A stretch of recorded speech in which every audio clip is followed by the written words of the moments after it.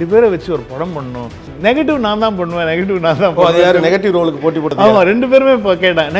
படம் மாதிரி உங்களை அப்படி கட்டி பிடிச்சார் அப்படின்னீங்களே, இப்போ ஒரு ரொம்ப பர்சனலான ஆனால் ஒரு வார்ம்த்தான கொஸ்டின் தான் இது நீங்கள் அப்படி எடுத்துக்கோங்க. அந்த ஹக்கில் தான் ஒரு எமோஷன், இந்த டச்சும் இருக்கும். ஓகே, விஜய் உங்களை ஹக் பண்ணி விஷ் பண்ணது, அஜித் உங்களை ஹக் பண்ணி விஷ் பண்ணது, எந்த வார்ம்த் வந்து வெங்கட் பிரபுக்கு ரொம்ப பர்சனல்? 2மே பர்சனல் தாங்க. 2மே எது நான் எப்படி தனியாக பிரிக்கிறது? இந்த கேள்வி நீங்கள் தவிர்க்க முடியாது. ஏன்னா 2 பெரிய ஸ்டாரை வச்சு படம் பண்ணியிருக்கீங்க அப்படிங்கிறப்ப இயல்பாக இந்த கேள்வி கண்டிப்பாக இல்லை. 2மே ரொம்ப பர்சனலான ஒரு மொமெண்ட் இன் மை லைஃப்னு தான் சொல்லணும். விஜய் சார் வந்து இமோஷன்ஸ் பெருசாக அஜித் சார் அளவு காட்ட மாட்டார். அஜித் சார் வந்து தெரியும், அஜித் சார் வந்து அவரால் மறைக்க முடியாது, கண்ட்ரோல் பண்ண முடியாது. ஆனால் விஜய் சார் அப்படி கிடையாது. விஜய் சார் வந்து கொஞ்சம் கண்ட்ரோல்டாக அவரால் கண்ட்ரோல் பண்ண முடியும். இமோஷன்ஸை கண்ட்ரோல் பண்ணுவார். அவர் வெரி வெரி மெச்சூராக ஹேண்டில் பண்ணுவார் எல்லா விஷயத்தையுமே.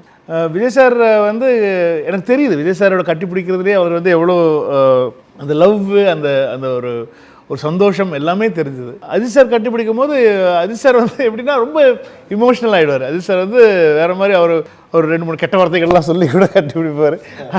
ஆனால் வந்து விஜய் சார் வந்து ரொம்ப செட்டிலாக இருக்கும். ஆனால் அது தெரியும், அதில் அவர் பண்ணுறதுலேயே நமக்கு தெரிஞ்சிடும் அவர் எவ்வளோ சந்தோஷமாக இருக்கார். ஏன்னா அதுவே அவர் பண்ணுறது கஷ்டம். ஓகே, ஸோ இதுவே வந்து பெரிய விஷயம், அவர் பண்ணுறதுங்கிறது வந்து பெரிய விஷயம். ஸோ அதுதான் அவங்க 2 பேருக்குள்ளே இருக்கிற வித்தியாசம், சின்ன வித்தியாசம்னு சொல்லலாம்.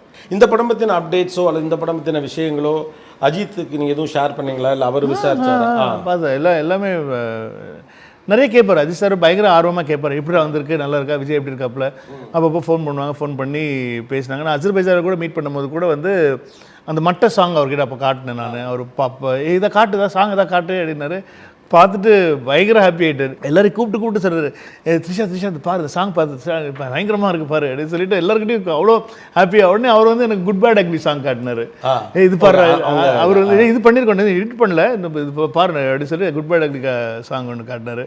ஸோ அந்த மாதிரி தான் ஒரு பயங்கர லவ் அண்ட் ரெஸ்பெக்ட் 2 பேருக்குமே இருக்குது. ஒரு பயங்கரமான மியூச்சுவல் லவ் அண்ட் ரெஸ்பெக்ட் 2 பேருக்குமே இருக்குது. அது தெரியுது. இன்னும் அப் க்ளோஸ் அண்ட் பர்சனலாக 2 பேருக்குமே ட்ராவல் பண்ணுறதுனால, அப் க்ளோஸ் அண்ட் பர்சனலாக 2 பேரோடய நீங்கள் ட்ராவல் பண்ணுறப்போ இவங்க 2 பேருக்குள்ள என்ன கெமிஸ்ட்ரி இருக்குது அப்படிங்கன்னா எல்லாருக்குமே அது ஒரு ஆர்வம் இருக்கும்ல. பயங்கர இப்போ நீங்கள் இவர்கிட்ட இந்த பாட்டை காட்டினது, அவர் அதை பற்றின ஒப்பீனியன் சொன்னது, அதை விஜயோட ஷேர் பண்ணி விஜய் சார் வந்து என்னடா ஜாலியாக அப்சர் பேச என்ஜாய் பண்ணிங்களாடா எல்லாரும் அப்படின்னு தான் ஃபஸ்ட்டு கேட்குறேன். ஸோ அவங்களுக்குள்ளே வந்து ஒன்றுமே இல்லை. இப்போ நான் வந்து ஒரு தளபதி படம் பண்ணிகிட்ருக்கேன். தளபதி படம் பண்ணிகிட்டு இருக்கும்போது நான் போயிட்டு தலையை வந்து வேறு ஒரு இடத்துல மீட் பண்ணுறேன். அது 2 பேருமே கேஷுவலாக 2 பேருமே ஜாலியாக தான் எடுத்துக்கிட்டாங்க. அது வந்து இவரும் வந்து அது வந்து என்ன நடந்துச்சாங்க, எதுக்கு அங்கே அதெல்லாம் கிடையாது, என்னடா ஜாலியாக என்ஜாய் பண்ணிங்களா நீங்கள், எனக்கு தெரியும்டா அப்படின்னாரு. அவரும் அதே தான் சொல்லார், எப்படா இருக்காப்புல, என்ன பண்ணுறாப்புல. அது பயங்கர ஒரே ஒரு ஒரு செம்ம லவ்.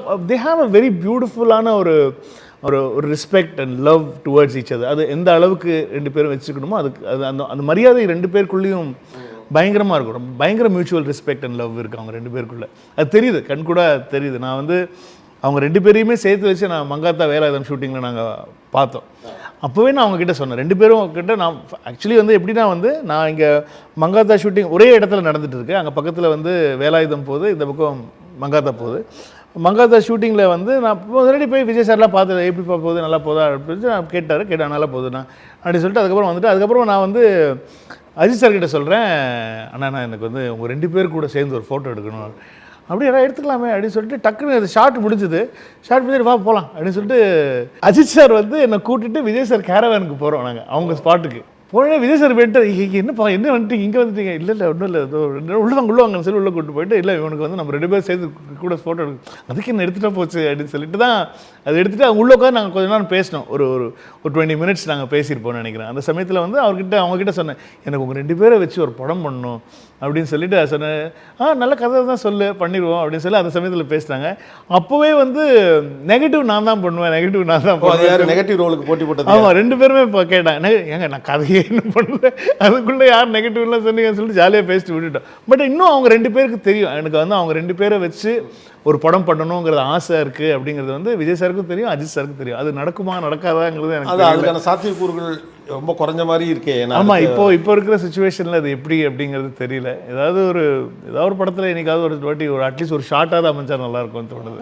நான் இந்த டைலாக் அவர் பேச சொன்ன போது வந்து என்னது, நம்ம இப்போ இனிமேல் சத்தியமாக குடிக்கூடாதுடா அப்படின்னு சொல்லி டைலாக், டேய் இது ஏதாவது உள்கூத்து இருக்காடா அப்படின்னு கேட்டார். அதெல்லாம் ஒன்றும் கிடையாதுண்ணா, அதெல்லாம் ஒன்றும் இல்லை அப்படின்னு சொன்னேன் நான்.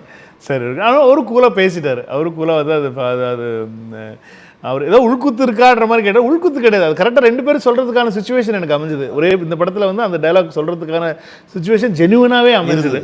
அதனால வந்து அது பர்ஃபெக்டாக போச்சு. அந்த மாதிரி ஒரு சின்ன அந்த இடத்துல மட்டும் தான் கேட்டாரே தவிர வேறு எங்கேயுமே வந்து அவர் அவனுக்கு அப்படிப்பட்ட எனக்கு இப்படி அதெல்லாம் ஒன்றுமே சொன்னதே கிடையாது. இல்லை ஆக்சுவலாக இதில் கொஞ்சம் மங்காத்தா ரெஃபரன்ஸ் இருக்க மாதிரி இருக்குது. ஒருவேளை வெங்கட் யூனிவர்ஸ்னு எதுவும் பில்ட் ஆகுது? ஐயோ அதெல்லாம் இல்லை என்ன நிறைய அசம்ஷன்ஸ் நிறைய இல்லை ஏன்னா அந்த டயலாக் வந்து அஜித் பேசினப்ப ரொம்ப பாப்புலர். அதே டயலாக வார்த்தை மாறாமல் இவரும் பேசியிருக்காரு.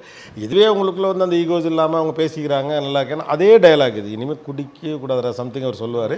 அதே மாதிரியான கிட்டத்தட்ட தலையில் கை வச்சுட்டு தான் இவரும் சொல்கிறாரு. அதில் அந்த கிரிக்கெட் ரெஃபரன்ஸ் ஐ மீன் ஐபிஎல் ரெஃபரன்ஸ் அதுக்காக தான் அந்த பணம் எடுக்கிறதுங்கிற மாதிரி. இங்கேயும் பார்த்தா ஸ்டேடியம் காட்டுறீங்க.